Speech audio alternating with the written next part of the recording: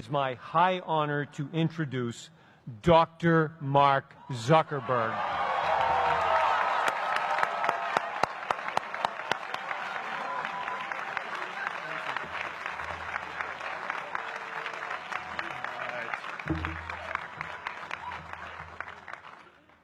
Today, I want to talk about purpose.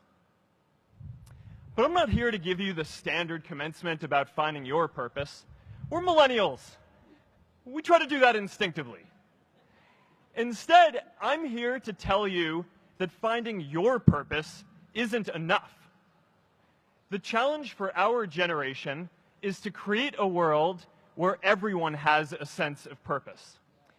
One of my favorite stories is when JFK went to go visit the NASA Space Center, and he saw a janitor holding a broom, and he asked him what he was doing, and the janitor replied, "Mr. President, I'm helping put a man on the moon." Purpose is that feeling that you are a part of something bigger than yourself, that you are needed, and that you have something better ahead to work for. Purpose is what creates true happiness. And you are graduating at a time when this is especially important. When our parents graduated, that sense of purpose reliably came from your job, your church, your community. But today, technology and automation are eliminating many jobs. Membership in a lot of communities has been declining, and a lot of people are feeling disconnected and depressed and are trying to fill a void in their lives. As I've traveled around, I've sat with children in juvenile detention and opioid addicts who've told me that maybe their lives would have turned out differently if they just had something to do, an after-school program or somewhere to go. I've met factory workers who know their old jobs aren't coming back and are just trying to find their path ahead. For our society to keep moving forward, we have a generational challenge to not only create new jobs, but create a renewed sense of purpose. I remember that night I launched Facebook from that little dorm in Kirkland House. I went to Noakes with my friend KX, and I remember telling him clearly that I was excited to help connect the Harvard community, but one day someone would connect the whole world. The thing is, it never even occurred to me that that someone might be us. We were just college kids. We didn't know anything about that. There were all these great big technology companies with all these resources, and I just assumed one of them would do it. But this idea was so clear to us that all people want to connect. So we just kept working on it, day after day after day. And I know that a lot of you are going to have your own stories just like this. A change in the world that seems so clear that you are sure someone else is going to do it. But they're not. You will. But it's not enough to have that purpose yourself. You also have to create a sense of purpose for others. And I found that out the hard way. You see, my hope was never to build a company. I wanted to have an impact. And as all these people started joining us, I just assumed that that's what they wanted to do too. So I never took the time to explain what it was that I hoped we'd build. A couple of years in, some big companies wanted to buy us. I didn't want to sell. I wanted to see if we could connect more people. And we were building the first version of Newsfeed at the time, and I thought, if we could just launch this, it could change how we all learn about the world. Nearly everyone else wanted to sell. Without a sense of higher purpose, this was their startup dream come true, and it tore our company apart. After one particularly tense argument, one of my close advisors told me if I didn't agree to sell the company right now, I would regret that decision for the rest of my life. Relationships were so frayed that within a year or so, every single person on our management team was gone. That was my hardest time leading Facebook. I believed in what we were doing, but I felt alone. And worse, it was my fault.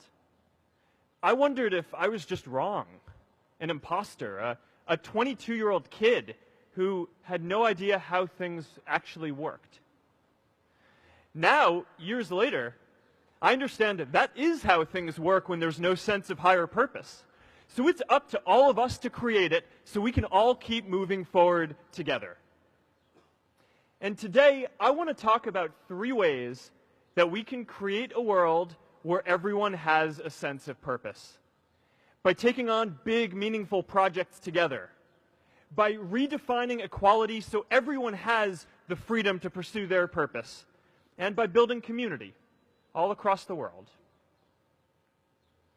So first, let's take on big, meaningful projects. Our generation is going to have to deal with tens of millions of jobs replaced by automation like self-driving cars and trucks. But we have the potential to do so much more than that. Every generation has its defining works. More than 300,000 people worked to put that man on the moon, including that janitor. Millions of volunteers immunized children around the world against polio, and millions of more people built the Hoover Dam and other great projects. And now it's our generation's turn to do great things. Now I know, maybe you're thinking, I don't know how to build a dam. I don't know how to get 1 million people involved in anything. Well, let me tell you a secret. No one does when they begin. Ideas don't come out fully formed. They only become clear as you work on them. You just have to get started. If I had to know everything about connecting people before I got started, I never would have built Facebook. Movies and pop culture just get this all wrong. The idea of a single eureka moment is a dangerous lie. It makes us feel inadequate because we feel like we haven't had ours yet. And it prevents people with seeds of good ideas from ever getting started in the first place. Oh, and you know what else movies get wrong about innovation? No one writes math formulas on glass, okay? All right? That's not a thing, okay?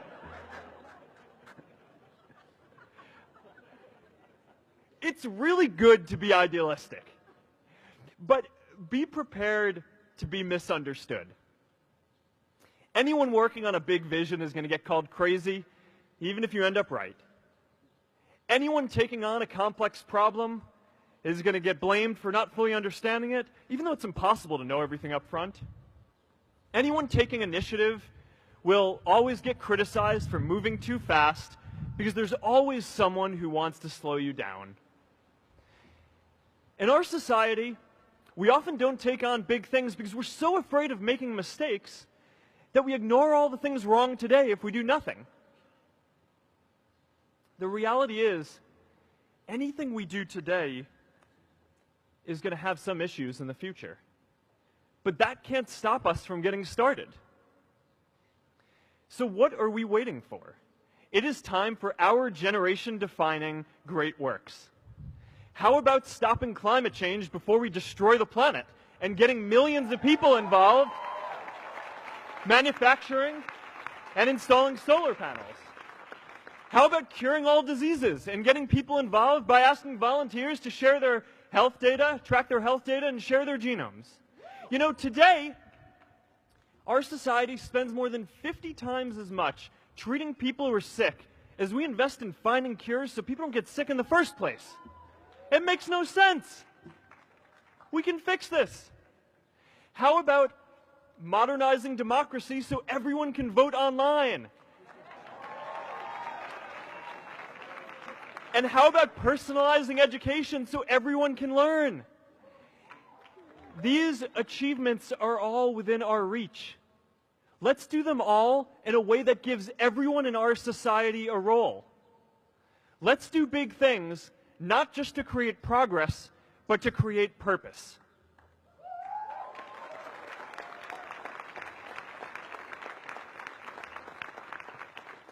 So taking on big, meaningful projects together is the first thing we can do to create a world where everyone has a sense of purpose. The second is redefining our idea of equality so everyone has the freedom to pursue their purpose. Now, many of our parents had stable jobs throughout their careers, but in our generation, we're all a little entrepreneurial, whether we're starting our own projects or finding our role in another one. And, you know, that's great, because our culture of entrepreneurship is how we create so much progress. An entrepreneurial culture thrives when it is easy to try lots of new ideas. Facebook wasn't the first thing I built. I also built chat systems and games, study tools and music players, and I'm not alone.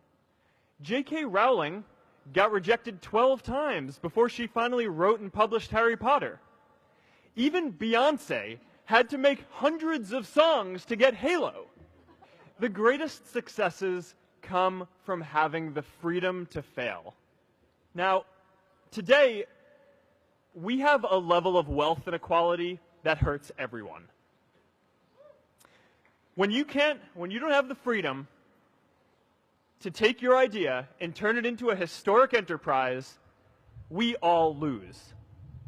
And right now, today, our society is way over-indexed on rewarding people when they're successful, and we don't do nearly enough to make sure that everyone can take lots of different shots. Now, let's face it. There is something wrong with our system when I can leave here and make billions of dollars in 10 years, while millions of students can't even afford to pay off their loans, let alone start a business.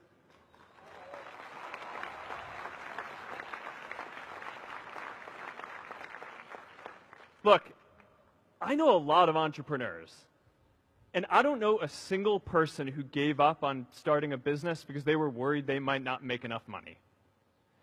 But I know too many people who haven't had the chance to pursue their dreams because they didn't have a cushion to fall back on if they failed. We all know you don't get successful just by having a good idea or working hard.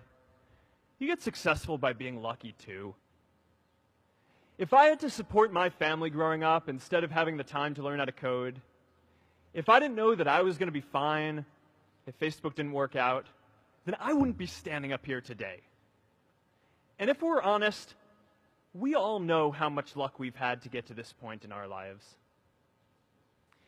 Every generation expands its definition of equality. Previous generations fought for the vote and civil rights. They had the New Deal and Great Society. And now it's time for our generation to define a new social contract. We should have a society that measures progress not just by economic metrics like GDP, but by how many of us have a role we find meaningful. We should explore ideas like universal basic income to make sure that everyone has a cushion to try new ideas. We're all going to change jobs and roles many times, so we need affordable childcare to get to work and healthcare that's not tied to just one employer. And we're all going to make mistakes. So we need a society that's less focused on locking us up and stigmatizing us when we do.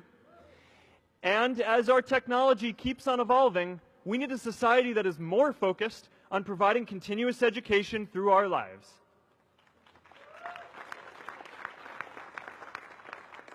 And yes, giving everyone the freedom to pursue purpose isn't going to be free. People like me should pay for it. And a lot of you are going to do really well, and you should too.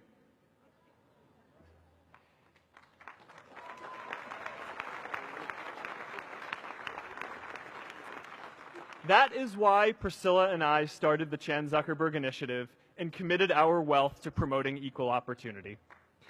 These are the values of our whole generation. It was never a question of if we were going to do this. The only question was when. Millennials are already one of the most charitable generations in history.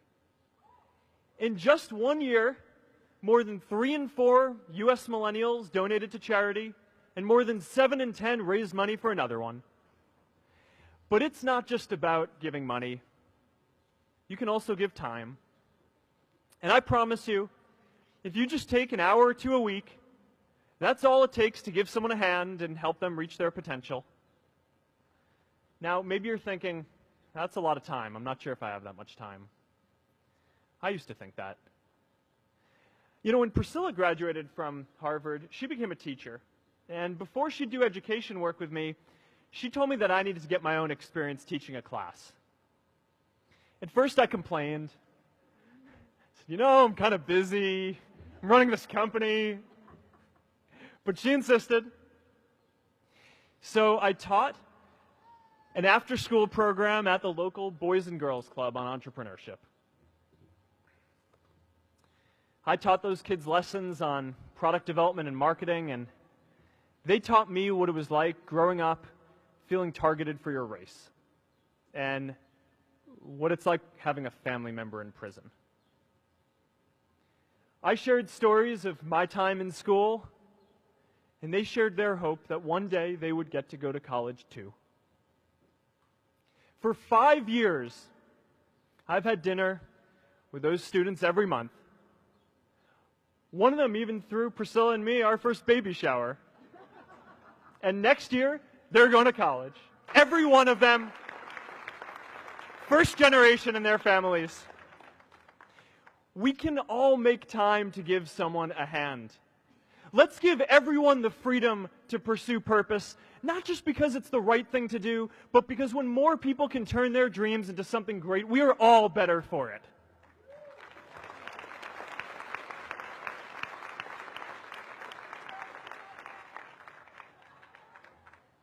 Purpose doesn't only come from work. The third way we can create a sense of purpose for everyone is by building community.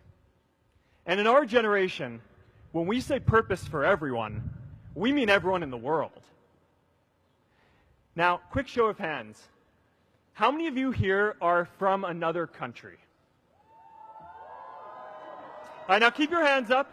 How many of you are friends with one of these folks? Now we're talking. See, we have grown up connected. In a recent survey of millennials around the world, asking what most defines our identity, the most popular answer wasn't nationality, ethnicity, or religion. It was citizen of the world. That's a big deal. Every generation expands the circle of people we consider one of us. And in our generation, that now includes the whole world. We understand that the great arc of human history bends towards people coming together in ever greater numbers, from tribes to cities to nations, to achieve things that we could not on our own. We get that our greatest opportunities are now global. We can be the generation that ends poverty, that ends disease. And we get that our greatest challenges need global responses too. No country can fight climate change alone or prevent pandemics. Progress now requires coming together, not just as cities or nations, but also as a global community. But we live in an unstable time. There are people left behind by globalization across the whole world. And it's tough to care about people in other places when we don't first feel good about our lives here at home. There's pressure to turn inwards. This is the struggle of our time. The forces of freedom, openness, and global community against the forces of authoritarianism, isolationism, and nationalism. Forces for the flow of knowledge, trade, and immigration against those who would slow them down. This is not a battle of nations. It is a battle of ideas. There are people in every country for more global connection, and there are good people against it. And this isn't going to be decided at the UN either. It's going to happen at the local level when enough of us feel a sense of purpose and stability in our own lives that we can start to open up and care about everyone else too. And the best way to do that is to start building local communities right now.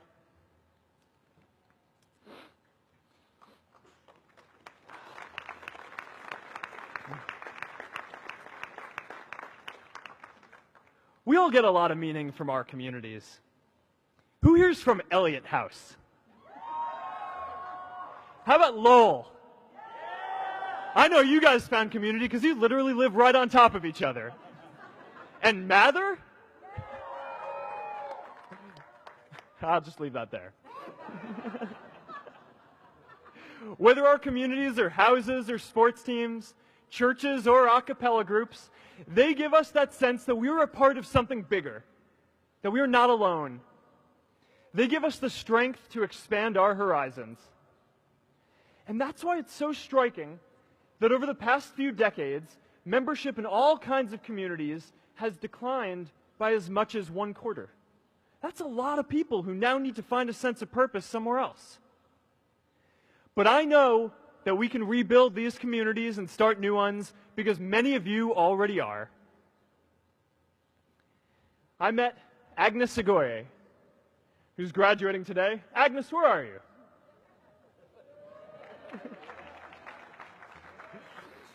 Agnes spent her childhood navigating conflict zones with human trafficking in Uganda, and now she's trained thousands of law enforcement officials to keep communities safe.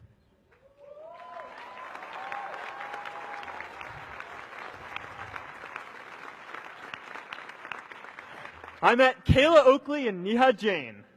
We're graduating today too. Stand up, guys. Kayla and Neha started a nonprofit that connects people suffering from chronic illnesses with people in their communities who are willing to help out.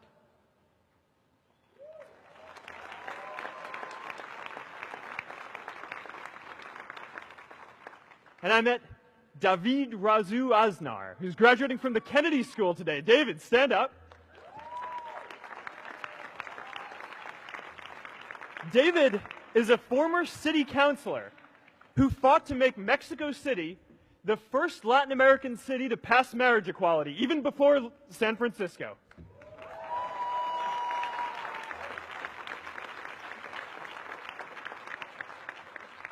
And this is my story too. A student in a dorm, connecting one community at a time and keeping at it until one day we can connect the whole world. Change starts local. Even global change starts small with people like us.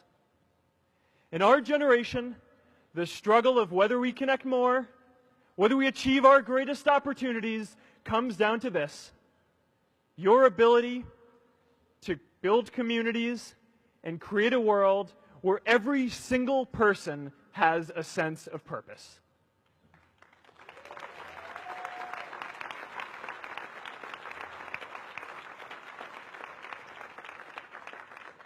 Class of 2017, you are graduating into a world that needs purpose. And it's up to you to create it.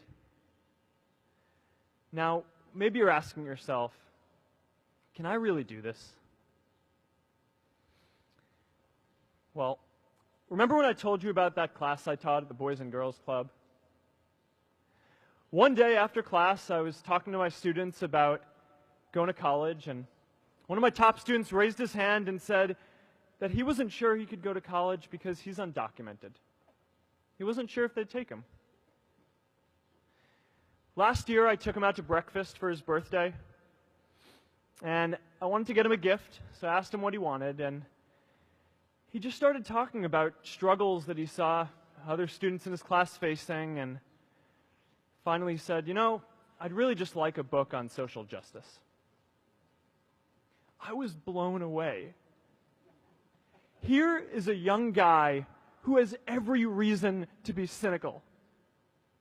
He wasn't sure if the country he calls home, the only one he's known, was going to deny him his dream of going to college. But he wasn't feeling sorry for himself. He wasn't even thinking of himself. He has a greater sense of purpose, and he's going to bring people along with him. It says something about our situation today that I can't even say his name because I don't want to put him at risk. But if a high school senior who doesn't know what the future holds for him can do his part to move the world forward, then we owe it to the world to do our part too.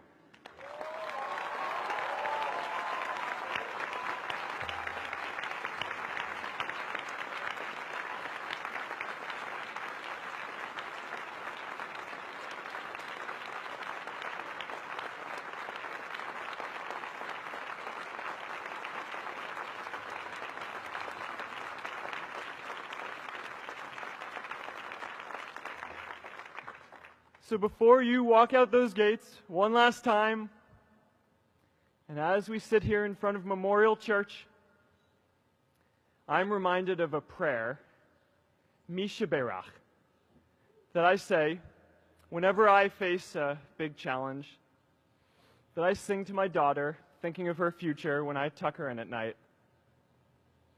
And it goes, "May the source of strength, who's blessed the ones before us, help us find the courage to make our lives a blessing." I hope you find the courage to make your life a blessing. Congratulations, class of 2017. Good luck out there.